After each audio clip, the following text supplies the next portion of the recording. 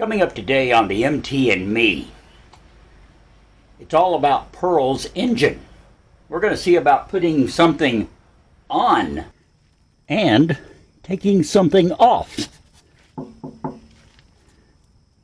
Maybe.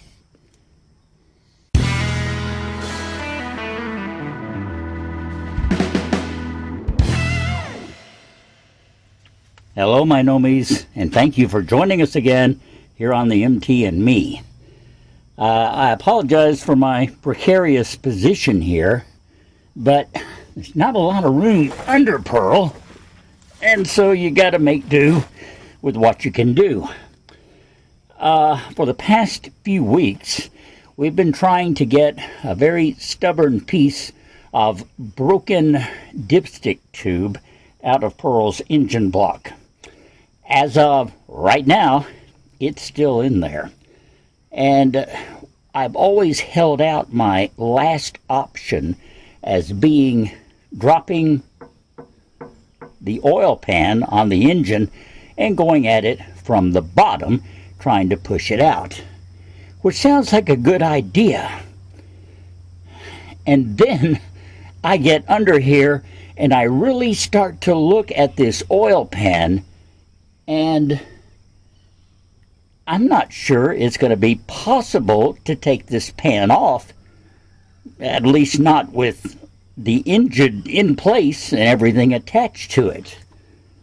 Let me show you what I mean.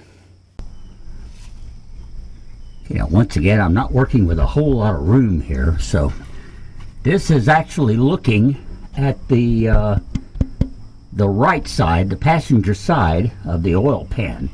Now you can see some of the bolts there that are holding it on to the engine block. There's the oil filter right there. This is the rear end of the engine. This assembly right here is part of the bell housing for the transmission. And that is part of the problem. I don't know, let me move my light and see if you can see up in here a little bit better. You can kind of see the edge of the oil pan almost overlaps with part of the bell housing. Now, I don't know if it's awfully close. You really can't see it on the camera. But right up in there, where the light is, you can just see the edge of the oil pan, and it goes right up against the edge of the bell housing. There's so much gunk piled up on that bell housing. I really need to clean it off for you to see that well. But it's awfully close. And then you start going up this direction,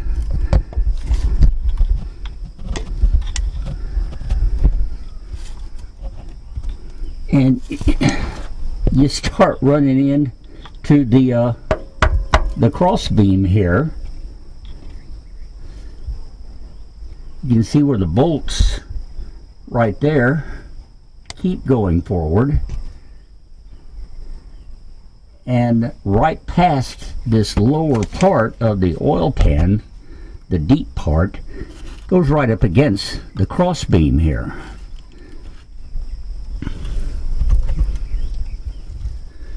And the pan continues on the other side of it all the way up here to the front. So in other words, the pan's going to have to drop down and work its way around this cross beam. Now once again here, I apologize for the angle, and you really can't see this to appreciate what it's looking like.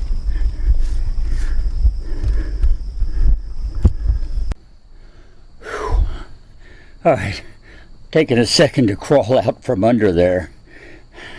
I apologize for the really bad video, but hopefully you get an idea at least of just how tight things are around that oil pan and how difficult it's going to be to take it off in place. I think what I need to do right now is take a break, go do some research. Check some YouTube videos, Google some information, check into my reference books, see what people have done about getting these oil pans off and what they've said and what they've already found out, because I honestly haven't looked into it very much. But after what I've seen under there firsthand, I can see there are some problems, and I'm going to need a little bit of advice here to see what exactly I need to think about doing next. So, I'm going to go do some research. You stand by, because I'll be back. Okay, some time has passed. The sun is starting to get awfully low, but I want to give you a report on what I found out. And I apologize if my neighbor's lawnmower down the street is a little loud. But still, like I said, before it gets dark, I want to share this with you. First of all, let me show you the material I've been doing. I watched a few YouTube videos, I did a little online Googling and checking, and I also went to my books. I've amassed a bit of a library working on Pearl. You've seen this before. This is the book that has gotten me thus far in my repairs and restoration. The one that Ree got for me when we started this project. She searched high and low to get this and literally had to pull a few strings, I think, but she got it. It's the official 1977 Dodge Van Class C motorhome chassis repair manual and service manual. It is literally the Bible on this vehicle, and it is serving me, has served me, and is continuing to serve me well. I do have a few additional pieces that I've collected, though. For one thing, here's the Haynes manual for 1971 all the way through 2003 full-size Dodge vans. Now remember, that's the van chassis is exactly what Pearl is built on. It's a CB300 one-ton chassis. So there's a lot in this book that is applicable as well to Pearl. And likewise, I have the Chilton book on 1967 to 88 Dodge vans. Here again, that's what Pearl's basic vehicle is. So we've got a lot of valuable information in this, and the Chilton's book is really ultra detailed with a whole lot of drawings in it. Now, these deal with all different models, so you have to look up your specific van. That's the advantage of the service manual I have. It is all about this specific model, but still I can pick up a little additional information. I even have this book, which I ran across accidentally.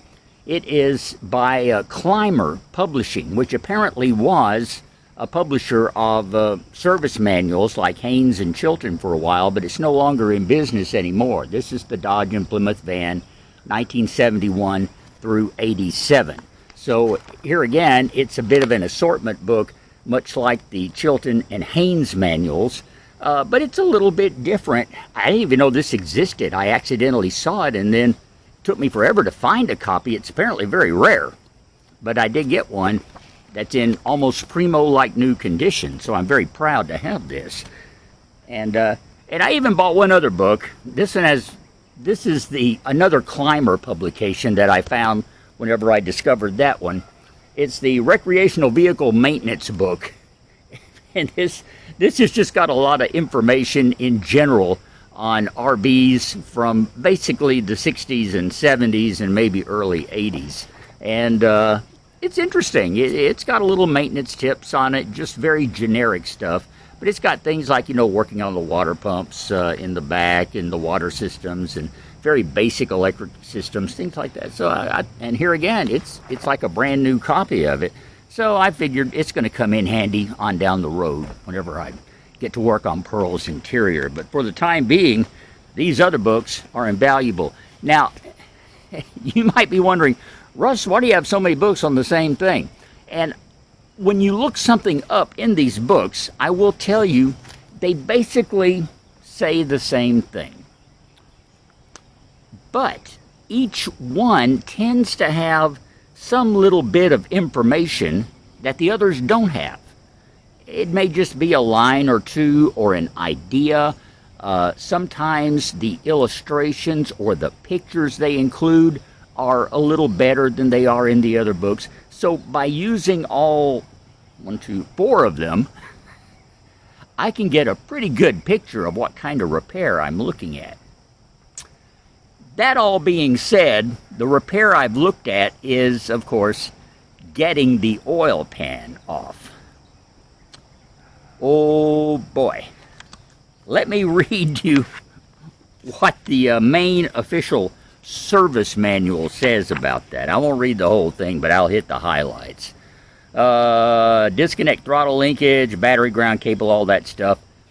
Step 3 is raise engine slightly and support with tool C3809. Do you remember tool C3809? We did a whole video about that tool about a year and a half ago when we were looking at maybe removing Pearl's engine. That's the tool that you mount over the back of the engine on the inside and lift the rear of the engine up so that you can disconnect the transmission bell housing and get the engine at a right angle to pull it out. Okay, it's a tool they don't make anymore, so you have to take some galvanized pipe and build your own framework, basically. That's the same tool, and it's telling me to use it again here. With the note it says, a suitable lifting engine fixture and support tool can be fabricated from parts obtained locally. See figures 47 and 48, and it shows you again how to make that tool. Anyway, okay, you do that, right? You lift the rear of the engine. You raise the vehicle, drain engine oil, remove the starter, remove the propeller shaft and engine rear support, remove transmission from vehicle. If equipped with automatic transmission, which Pearl is, by the way, the 727 Chrysler transmission is in there. If equipped with automatic, remove the transmission intact with filler tube installed and torque connector separated from the drive plate. Then you remove the clutch assembly and the flywheel from the crankshaft flange. Raise the rear of the engine approximately 6 inches. Now, after you've done all that, you remove the oil pan screws. Position the crankshaft so that the counterweights and crank pins clear the oil pan. You want them to be up in the engine on the front of the engine so that they clear it, is what one of the other books explains. So then you lower the pan and remove it by rotating slightly toward the left side to clear the oil pan pickup tube and screen. Does this sound like something I'm going to do tomorrow? Heck no.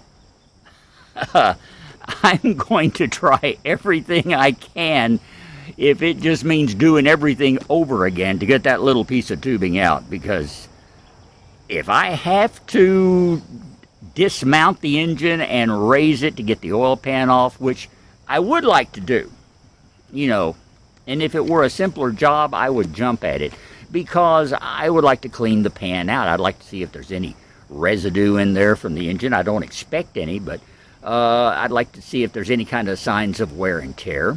And I would also just like to, the Pearl's been sitting up, so I'm sure that that oil pan is pretty well lined with gunk just from the old oil sitting in it. So draining the old oil out is only going to do so much. Putting fresh oil in on top of that gunk means I'm still going to have some gunky oil in there. Well, there's not much I can do about that if I can't drop the pan and clean it out. That's not going to happen immediately. I'm not going to rule it out, but I am going to rule it out for the immediate future. And for now, I am not considering dropping the oil pan as one of the methods of getting that little piece of tubing out of the engine block. There's got to be an easier way than that. So, oh, one other thing I should mention, that's actually, I guess this is good news. Some of the books mention that to get the oil pan off, on some models, you actually have to drop part of the exhaust too. If you have a single feed exhaust, which Pearl does, you've got the two come down the sides and then they join. Well, mine actually joins under the transmission, so that's not a problem here. It does not go under the oil pan, thank goodness. And it doesn't go under the transmission pan, which I checked while I was under there, because I am going to take that pan off and put a new filter in the transmission and get it all cleaned out. That is something that's coming up in the very near future. And that won't be a problem. I have full access to it.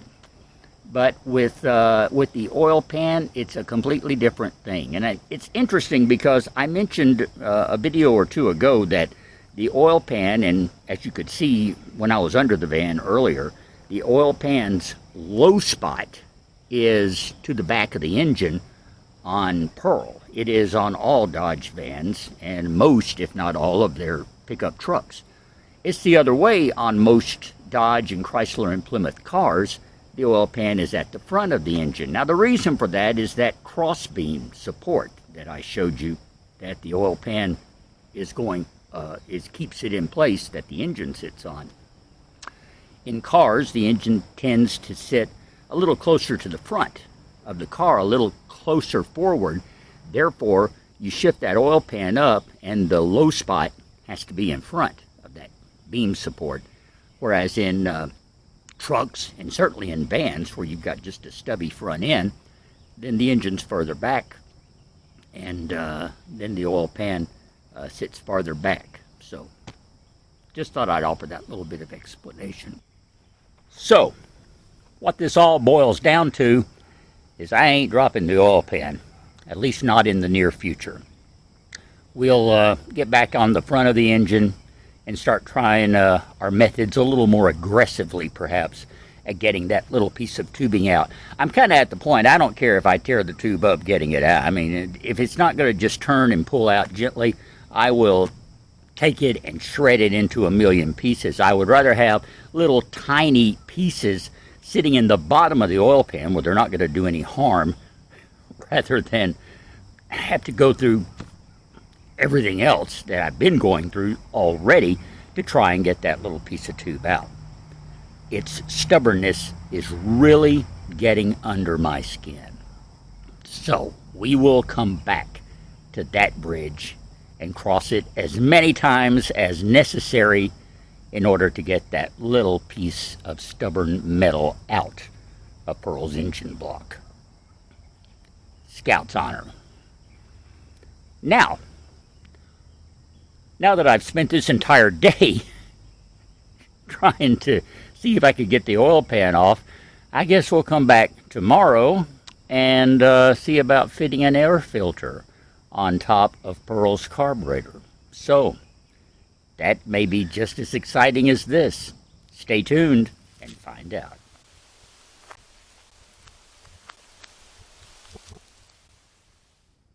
Well, we're back in Pearl. Another day. Gonna put the oil dipstick tube and oil pan stuff behind us and hope for a little more luck dealing with an air cleaner here. Now, you may recall we found this in an automobile graveyard last week. I think it's going to fit this motor. I'm not real sure. I still haven't found any part number or manufacturer number or mark of any kind on this. So it may be some sort of aftermarket product itself, but it's in good condition. Top's in good shape. And I am really hoping that we can make it work. Now, the carburetor that we have on Pearl is based on a Carter BBD carburetor, which is a carb that they put on the 318 engine and on some of the 360s back in the mid and late 70s. It's a 2-barrel carburetor, and that means you use an adapter like this to fit a larger air cleaner in it. Air cleaners like this have about a 5-inch, 5¼ opening on the bottom of them. If you have like a big 4-barrel carb, something like that, it'll sit right down on it. These smaller 2 barrels are like a 2 3/8 opening. So you have this. It's an adapter, pops right in place. Your air cleaner sits down on the carb, no problem. All right, so we've got that taken care of. It's going to fit just fine.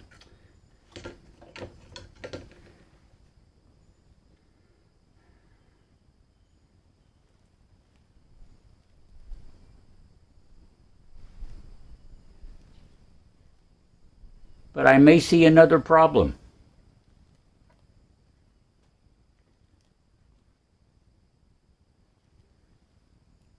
There's no place to attach this stem.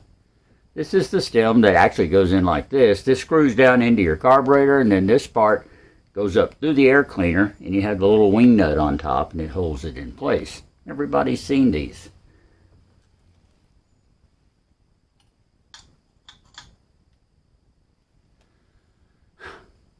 This carburetor doesn't have... I can't believe this. It doesn't have a place to put this stem. Okay. All right. Back to the books. Let's see what's going on here. All right. Jeez. Okay. 30 minutes later. Here we are. I know more about Carter BBD carburetors than I did. First of all, there may be some lawnmower noise. I've got neighbors mowing again, so I apologize for that. I mentioned that this carb, it's an aftermarket carb, but it's based on a Carter BBD style. I may trip over that several times. Well, go into our books, and here again, okay, this is a prime example of what I was talking about yesterday, about having the different books. I checked the service manual. This is the Haynes manual. It's got an excellent picture here of, this is that's a Rochester Quadrajet Carter BBD. That's what the drawing is here on the very top of this, okay? And some great information about it, and plus all the various other carburetors that they put on these motors back in the mid and late 70s. Well, when you look at Carter BBD,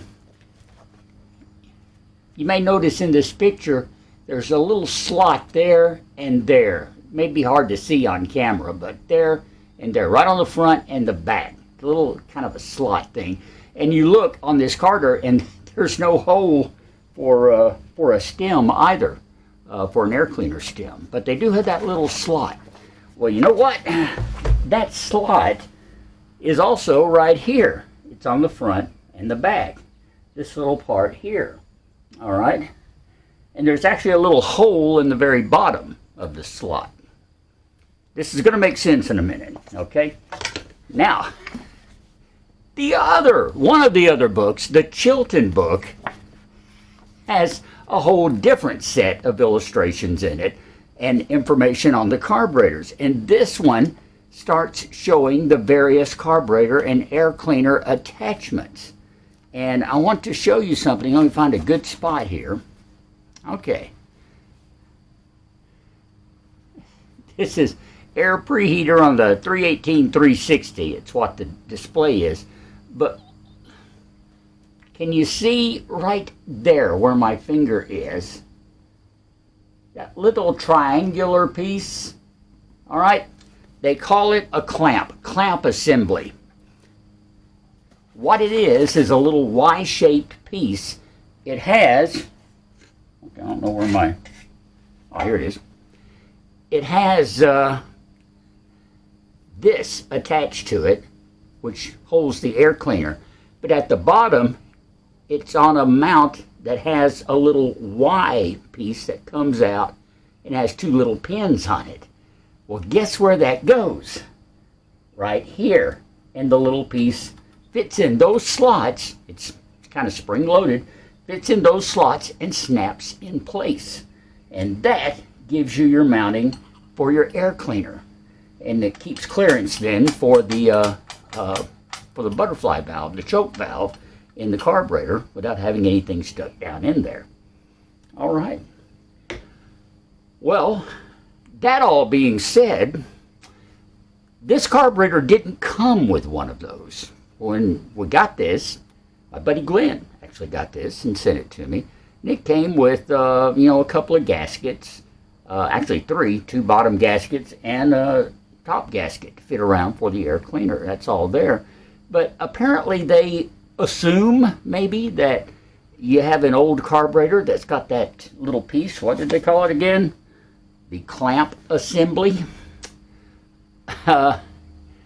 Well, I've seen other Carter-style carburetors for sale, and some of them come with this, some of them don't.